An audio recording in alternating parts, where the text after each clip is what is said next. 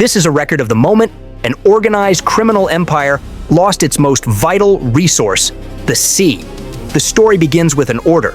In late August of 2025, a directive came down that was short, blunt, and impossible to ignore. President Donald Trump authorized the U.S. Navy to intercept and, if necessary, destroy vessels linked to Latin American drug cartels in open waters. The language used changed everything. Cartels were now to be treated as narco-terrorists. This was not the same old drug war. This was the military taking over. For decades, the Southern Caribbean had been an open highway for crime, but now it was turning into a controlled combat zone.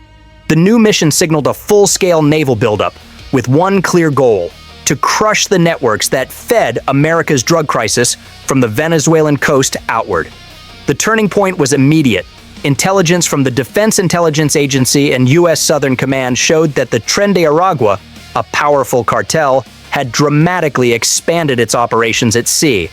High-speed boats, known as go-fasts, were moving large amounts of cocaine and fentanyl ingredients across the Caribbean with stunning accuracy. The administration looked at this movement not just as smuggling, but as a deliberate act of warfare against the American people. This judgment led to the largest surge of U.S. naval assets in that region since the early 2000s. This aggressive action immediately exposed the cartel's weakness, showing that their freedom to move was only allowed until the U.S. decided it was time to stop them. The new directive legally reframed the entire operation. By calling the drug cartels terrorist groups, the White House allowed the military to act under counterterrorism laws, replacing the slower rules of law enforcement. This move completely blurred the line between policing and war, creating the single new factor that determined the entire outcome. Within days of the order, Navy destroyers, Coast Guard cutters, and surveillance aircraft repositioned toward the Southern Caribbean. Satellite imagery quickly confirmed a readiness posture near Venezuelan and Colombian waters, a show of force unseen in the region for years. The stage was set for a confrontation that the cartels, despite their bravado, were totally unprepared for. This massive show of force signaled that the U.S. was committed to restoring order, aligning the audience's identity with American competence. The operation was marked by astonishing speed and total precision. Navy radar and sensor networks, which were designed for actual war zones, were suddenly tracking targets the size of small civilian boats. Once a cartel boat was spotted, time for the criminals stopped. These go-fasts could hit speeds over 55 knots, covering many miles in minutes, meaning there was no time for delay or debate on the U.S. side. Decisions about interception or the use of lethal force were made in a narrow window, often less than 5 minutes. The first confirmed lethal strike showed the immediate, decisive dominance of the U.S. forces. Before we get to that, I need your help. I'm trying to hit 50,000 subscribers by the end of the year, and I need your help. So I would really appreciate it if you could subscribe and help me out. On September 2nd, 2025, a Navy helicopter fired on a high-speed vessel north of Venezuela. The boat was later identified as a narcotics vessel carrying several hundred kilograms of cocaine and weapons. 11 people aboard were neutralized during the action. The government was clear. The action was a defensive strike against a vessel that posed a direct threat to American security. Intercepted communications and drone footage confirmed the boat's direct ties to a known cartel network. This initial success was a key intermittent reward, showing the audience the immediate cost of defiance. As several encounters quickly turned violent, the Navy began treating every unknown high-speed contact as potentially hostile. This instant reaction system relied on many agencies working together. The Navy, the Coast Guard, the DEA, the CIA, and U.S. Southern Command all shared intelligence. The backbone of the operations was an integrated system that blended radar, sonar, and air surveillance data into one clear picture. Every single cartel vessel detected was immediately targeted. This was a shift from hoping for a win to making victory inevitable. The intent was deeply psychological, designed to redefine deterrence and completely humiliate the enemy. The message sent to traffickers was simple and chilling. Cross certain waters, and you risk instant destruction. Cartel leaders had long exploited the messy legal boundaries of international waters. The new American approach totally erased those gaps. Destroyers patrolled routes the cartels once considered safe corridors, while surveillance drones loitered over supply lines for days. The strikes were publicized with extreme care. Footage of burning boats, aerial shots of debris fields, and official statements framed every victory as a counter-terrorism success. This visibility was not an accident. It was a powerful strategic message designed to maximize schadenfreude. It hammered home the law and order message at home, and served as a stark warning overseas. The US would use military force wherever it found a narco-terror threat, whether host nations liked it or not. The concept of narco-terrorism was expertly used to fuse the fear of drugs with the fear of terrorism, creating a powerful logic. Every destroyed drug boat was a necessary blow against evil itself.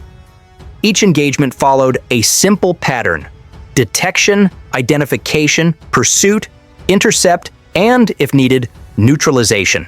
In one case, a suspected drug vessel tried to escape by speeding toward nearby sovereign waters. A US helicopter used precision fire to disable the boat's engines. Minutes later, the boat was engulfed in flames after its internal cargo ignited. Satellite imagery captured the huge smoke plumes stretching for miles across the sea, a clear symbol of cartel failure. The speed of these actions, often taking less than 15 minutes from spotting the target to destroying it, proved the overwhelming technological dominance of the US. Commanders understood that even a moment of hesitation could let the enemy escape or set an ambush. The ocean, once the cartel's freedom, became a trap. Beyond destruction, the US Navy refined a surgical blockade strategy designed for total control and capture. This system of layered dominance was nearly surgical. Satellites provided wide awareness, ship radar gave surface coverage, and helicopters provided close-up sensing for the pursuit. Together, they formed what analysts called a kill box without killing, a sealed grid from which no cartel vessel could possibly slip away. Before we get to that, I need your help. I'm trying to hit 50,000 subscribers by the end of the year, and I need your help.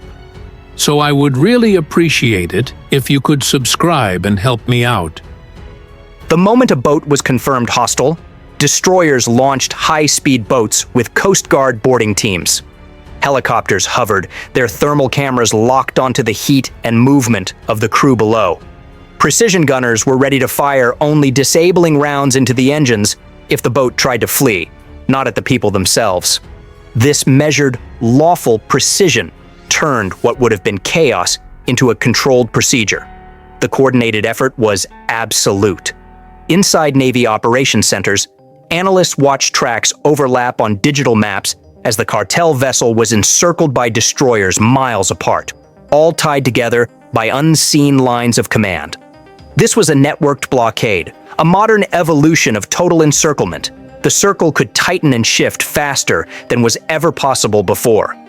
Cartel crews, desperate and armed, had always relied on speed. That advantage was now gone. Before they could even see the first US warship, they were already marked inside the grid. Algorithms trained to spot the unique pattern of their low, fast hulls ensured the target could not hide. Once the Navy declared a vessel in the interdiction zone, escape became a simple impossibility. This sense of inevitability was the ultimate show of American dominance. The blockade created moving walls from destroyers placed miles apart, while aircraft circled above like constant sentinels. The goal was not to destroy the boats, but to deny the ocean to the criminals. When helicopters descended low, their rotor wash created chaos on the surface, confusing the smugglers. Warnings were shouted in both English and Spanish.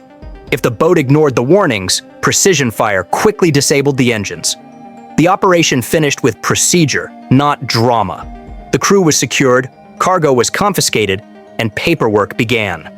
The captured cartel members realized, watching the destroyers close in, that they had lost every possible path to safety. Their panic quickly turned into resignation. Some simply raised their hands. They were not surrendering to an opponent, but to a fact. The US system had made their escape impossible. Even the weather, once a friend to smugglers, no longer helped them. The sea had become completely transparent. The precision blockade did far more than just capture criminals.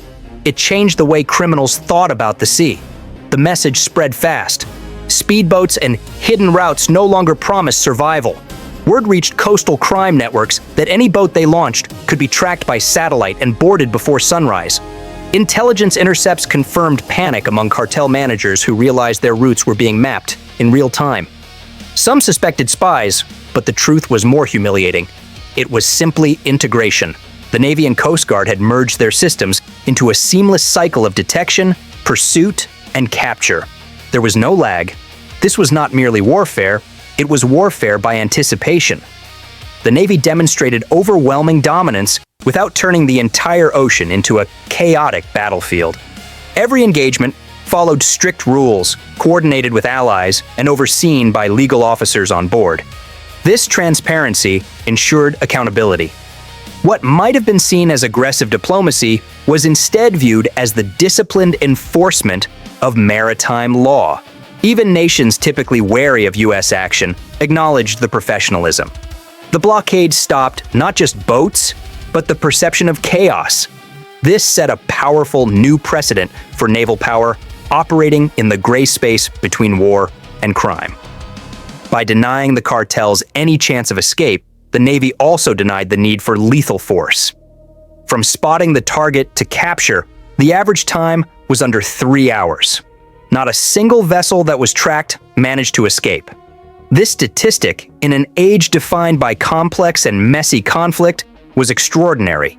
Analysts called it textbook interdiction. Strategists called it deterrence through inevitability. The naval buildup was not a standalone operation. By mid-September, US warships were moving through the Panama Canal, extending the reach of the operation into the Eastern Pacific. Official statements called it a comprehensive security effort. But to analysts, the message was clear. The Caribbean was now under a de facto US security umbrella. What started as a counter-narcotics campaign quickly evolved into a powerful test of hemispheric dominance. The strategy also involved disrupting hostile influence operations in the region, a clear challenge to Venezuelan and, by extension, Russian and Iranian footholds in the Caribbean. By early October, US officials had confirmed at least 4 separate lethal strikes on cartel vessels. Independent observers believed the number of dead was higher, though the exact figures remained disputed. The pattern, however, was consistent and decisive: detect, strike, and justify the action. Each destroyed vessel meant fewer drugs reaching American streets. Naval commanders presented Congress with clear evidence of declining trafficking patterns in key corridors. Whether the decline was pure coincidence or direct cause, the perception of effectiveness was politically potent and cemented the feeling of American competence. The economic damage to the criminal networks was massive. The sudden, total disappearance of their main shipping corridors created a financial shock measured in hundreds of millions of dollars lost every single month. Fast boats, once symbols of the cartel's impunity, were now simply hunted down by satellites and drones. Even submersible vessels, often built in hidden jungle shipyards, were being intercepted before they reached open water. DEA data from mid-2025 confirmed a 38% reduction in maritime drug shipments entering US territory since the aggressive interdiction began.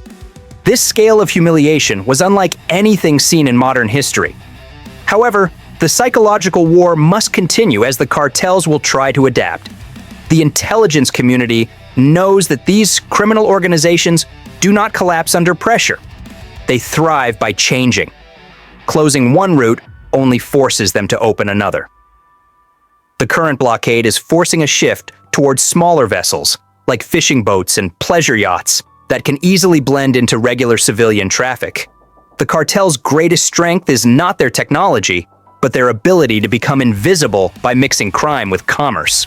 Historically, big operations like this cause smuggling volumes to dip sharply, only to bounce back within 2 years.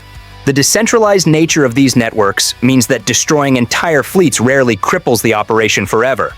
What the Navy crushes in the Caribbean today can be rebuilt in the Pacific tomorrow. The message to cartels is clear. The sea is no longer a sanctuary. Yet, the U.S. advantage absolutely depends on a sustained presence. If constant patrols stop, these waters will revert to being criminal highways within months. While the naval operations weaken the cartel's logistics, they do not dismantle the vast economic systems that keep the trafficking alive. As warships patrol the Caribbean, cartel leaders simply shift their money and effort inland, toward hidden tunnels, corrupt ports, and digital money laundering hubs. The impressive sea battle is only cutting off one limb of a many-headed problem. The loss of their gunboats is more than a financial hit for the cartels. It is a symbolic, devastating humiliation. These boats stood for mobility, power, and defiance. Their destruction demoralizes foot soldiers and breaks down trust within the networks. This fear is a powerful, temporary weapon. But history shows that fear alone does not end cartels. It only scatters them. The victory at sea, while decisive, could force the conflict deeper inland, making it less visible but no less deadly. Land routes in Central America are already expanding, and newer methods like autonomous underwater vehicles are beginning to appear. Cartel strategy has shifted from open confrontation to total camouflage. Every fishing fleet or freight container now becomes a possible Trojan horse. This shows the escalation toward novelty loop. New tactics are always needed against an evolving enemy. The heart of the challenge is clear. The U.S. can win every visible battle, but still lose momentum if the enemy changes unseen. A sustained crippling of cartel maritime power requires coordinated action across intelligence, economic policy, and local infrastructure. Without fixing the fundamental problems that cartels thrive on, poverty, corruption, and weak local governments, the criminal groups will simply regenerate. But this campaign's significance cannot be ignored. The U.S. has decisively reasserted maritime control over huge areas once abandoned to criminals. The operational tempo, the flawless intelligence fusion, and the public show of deterrence have completely redefined maritime interdiction. Cartel smugglers once thought the Caribbean was theirs. Now, they count the shadows on the radar instead of their money. That psychological reversal shifts the initiative away from criminal empires and firmly back to the state authority. The U.S. Navy's actions have forever changed the rules of maritime security. The line between war and law enforcement has now faded into one continuous spectrum of force. The precedent is set. If cartels can be declared terrorist entities, and if terrorists can be targeted globally, then the U.S. has the power to use military force against any non-state criminal group tied to narcotics anywhere. This is a doctrine of immediate defense in an age where threats are difficult to define. Every single operation, every strike, every intercepted radar signal tells the same story: speed, certainty, and sanctioned violence used for protection. In 2025, the U.S. Navy decisively redrew the map of military power in the Western Hemisphere. The sea no longer separates nations and conflicts. It is the pathway where they meet. The final lesson, delivered with overwhelming American dominance, is that hesitation equals defeat. The sea may be quiet today, but the final, lasting victory depends entirely on whether the U.S. and its allies maintain this dominance across every single domain: water, land, finance, and politics. This takedown was just the start. The fight isn't finished. On your screen is the next video. Click the video, it opens right away, and you'll see the cartels crushed even harder.